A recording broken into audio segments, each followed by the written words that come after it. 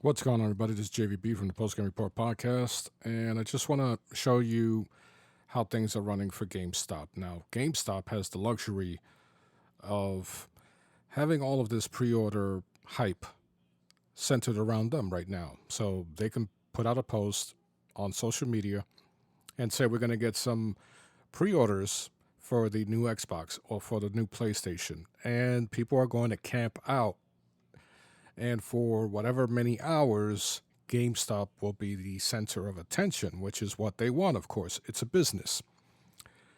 So, GameStop, if you look, let's go back 6 months, they weren't doing too well.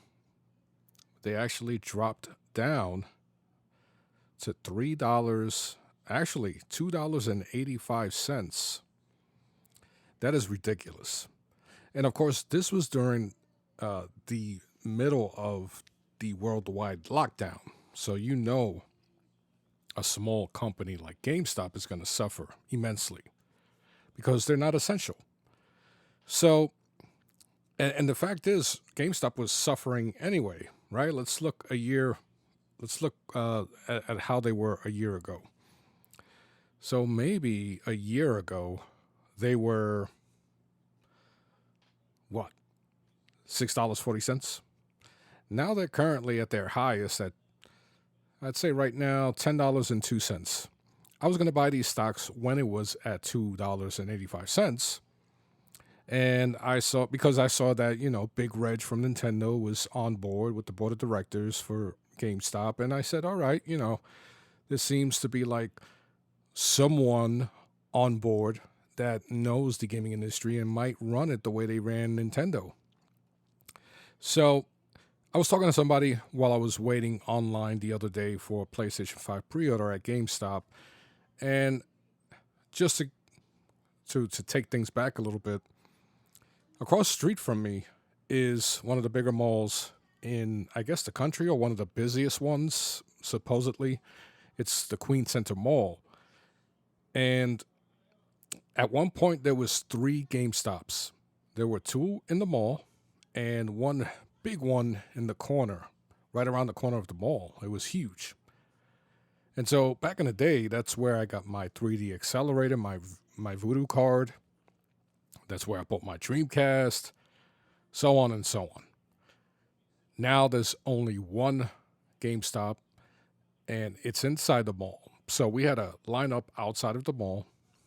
And even though I already have a pre-order from Target, I decided to chill and talk to people on the line.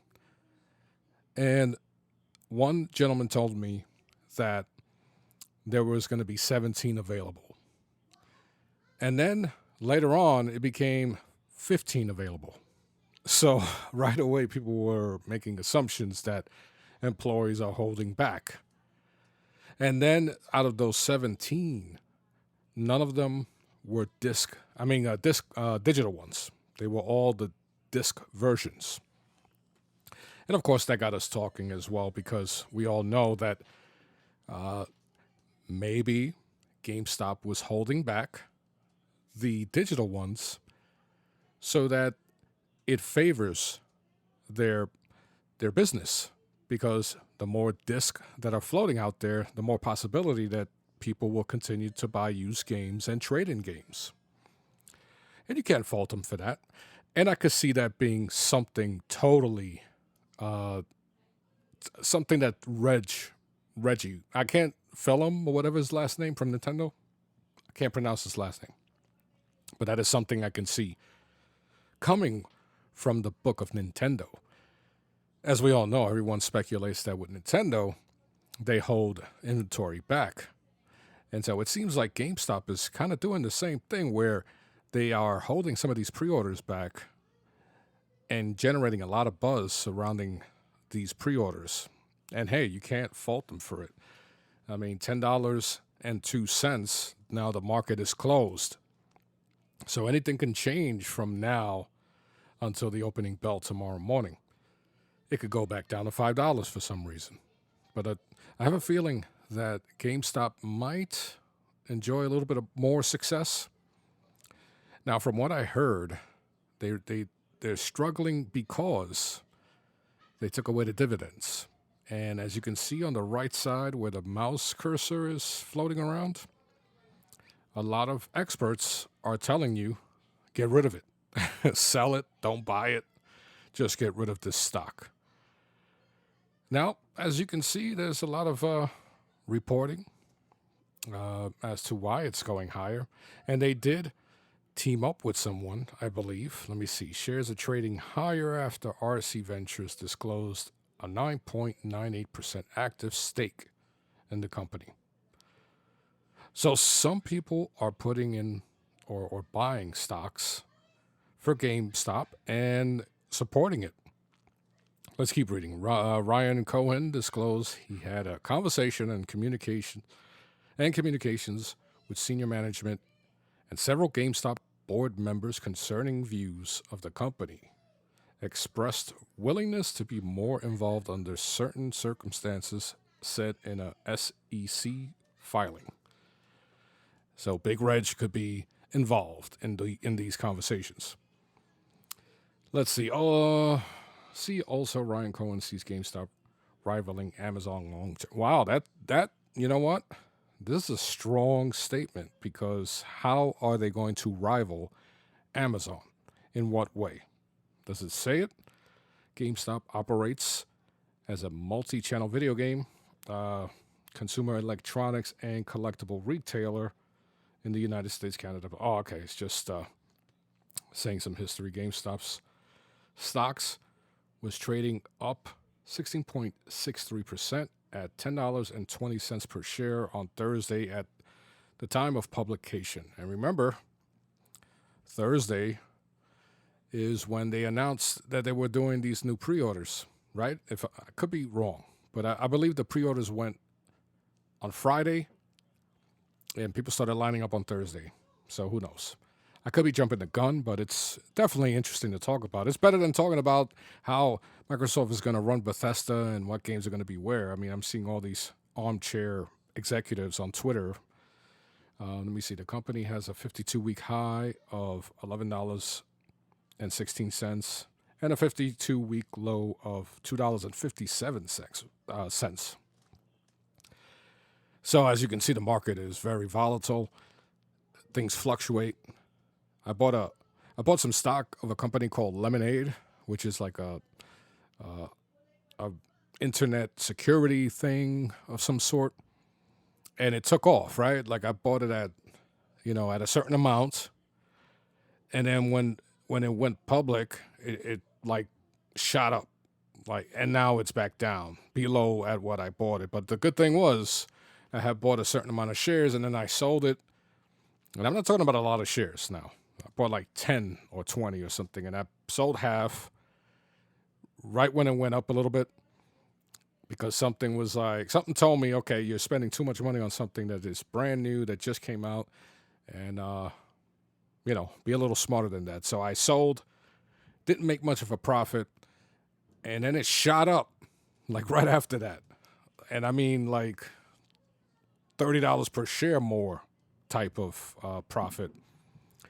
But now it's below what I bought it for, so I'm losing out. So why am I recording an episode like this? What does this have to do with video games? Well, I'm always saying that when I do podcasts, I want to teach people something, right? I know a little bit about this. I am investing, and I'm not just investing in electronics, and that wasn't me throwing a fart. Some loud-ass vibrating thing just... you might hear it. So just in case you thought I farted, that wasn't me. So, I have stocks in Apple, Tesla, Nvidia, Microsoft, Sony, Nintendo. I like to put my money where my mouth is because I know these companies. And therefore, if you're going to invest in something you know. Play it safe. Stick with things you know about. So if you know about video games, invest. Oh, I also have Take-Two. So invest in Take-Two Interactive. You know that GTA is going to sell immensely well. Or invest in Microsoft. Because with Microsoft, not only do you have Xbox, But you have everything else, Surface, Windows, all that. And of course, if you are a big Apple fan, buy some Apple shares. So it's very wise to go into the market. They have things called ETFs. So an ETF, you have a bunch of stocks under that portfolio. So technically, I have shares of Amazon and Google because I have ETFs, even though they aren't necessarily mine. So I consider those like the Netflix of stocks because one company owns them, but you have, once you buy those ETA shares, you have somewhat a piece of those particular stocks if you decide to sell once they begin to profit. But let's say you own an individual share of Amazon, which I did at one point, and now it's at $3,000 freaking dollars per share. And so I'm kicking myself in the ass over that. So because I have an ETF that has Amazon, right, I'm not going to benefit from that as if I owned it individually. Because if I own the stock individually, it's my stock. So I can sell it. Had I stood with those particular number of shares that I had and sold them, the profits would have been mine. Of course, Ameritrade would have taken a portion of that. Nonetheless, if I wanted to sell my shares of an ETF, I don't get the same type of profit. So it's that type of thing. So that's why I call it kind of like a Netflix type of, here stuttering and shit. But it's sort of the Netflix approach where you have a bunch of things under one umbrella, but they don't necessarily belong to you. So anyway, back to some video games. I've been seeing a lot of people making assumptions as to what Microsoft is going to do with Bethesda and what Xbox specifically should do with them. And people are making all these assumptions, going on the internet and speaking with their chest held high, pounding their chest like, listen to me, this is the truth and this is what's going to go on. You people don't know shit. The truth of the matter is none of us know anything because Microsoft could do whatever the hell they want. Or should I say we can do whatever the hell we want since I am a shareholder?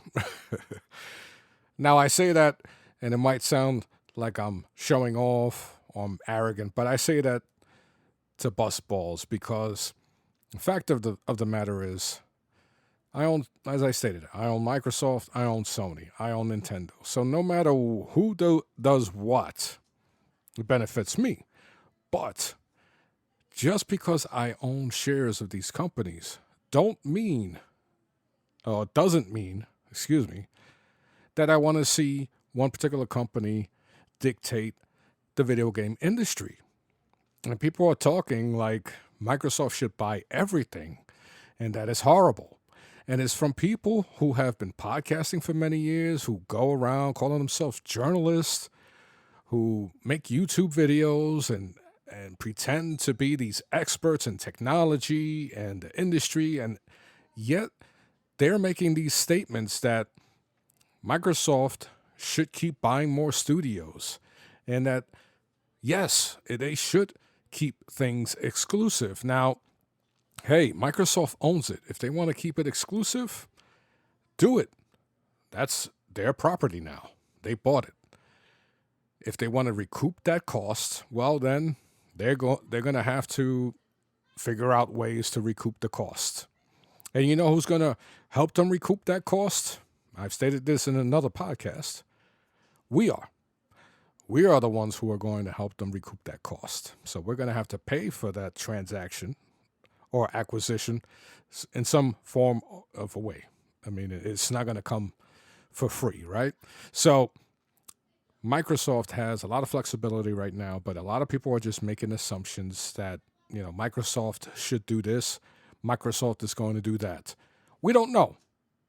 We don't know. For all we know, things could remain the same and everyone can go along with their day. Just because Microsoft owns Bethesda and all the games and studios underneath them, I think it's ZeniMax, I believe. Just because they own that doesn't necessarily mean that they want to keep it wrapped around their Game Pass service. Now we have a brand new competitor. Amazon is in the video game streaming market. I forgot the name of it. Excuse me. I got a freaking head injury, so I apologize about that. Some weird name. And for $5 a month, you can beta test it. I did sign up for it. Let's see what happens. Maybe they send me a controller so I could test it out. Who the hell knows? I believe Ubisoft games or something is exclusive to it, which leads to another thing. What happens if Google with Stadia, Microsoft with xCloud or Game Pass, and then Luma, I think it's called, for Amazon? What happens when all of these companies decide, you know what, we're buying this, we're buying that, and these are exclusives to our streaming service? So now you got to buy all these particular plans to play these games.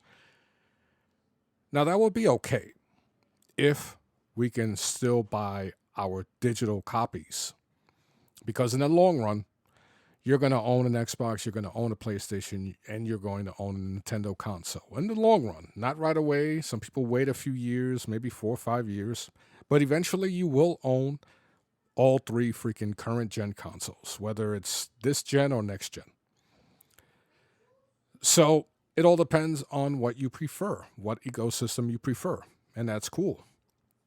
But when people say that services like Game Pass is the future, it makes me want to smack them.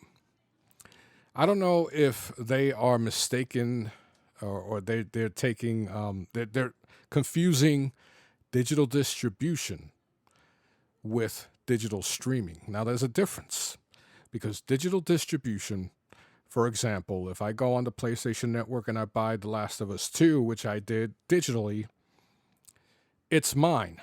It'll be installed in the hard drive, and then I can play it whenever the hell I want, whether I'm online or offline. And then when I transfer over to the PlayStation 5, the license will still be mine. As long as I'm signed in my PSN. So that's the difference between physical, having a Blu-ray disc version of the game, and having it digitally distributed. Excuse me. So you need that ID. But if I'm streaming, and if I'm playing on xCloud or PlayStation Now or Game Pass or Stadia. Well, I think Stadia, you could buy the games and still stream them. But let's say Game Pass, because that's the one that everybody or these influencers are like preaching is the next best thing and the way to go. If I were to focus mainly on Game Pass and determine that, okay, I'm never buying full price games again. Once I decide that I no longer want Game Pass, my library disappears. I no longer have access to those games. And that's the difference between digital distribution and digital streaming. Netflix, I have access to all these movies, right? And a lot of junk movies too. Like sometimes I sit there 30 minutes trying to figure out what the hell I want to watch. Even though they do have some old classics. But, it all depends on the mood you're in. Right? So if I have, let's say, The Witcher, which is a pretty good exclusive to Netflix. Once I stop paying for Netflix, I can't watch The Witcher unless I have Netflix. Same thing with Disney Plus. The Mandalorian, if I stop paying, I got to figure out another way to watch The Mandalorian.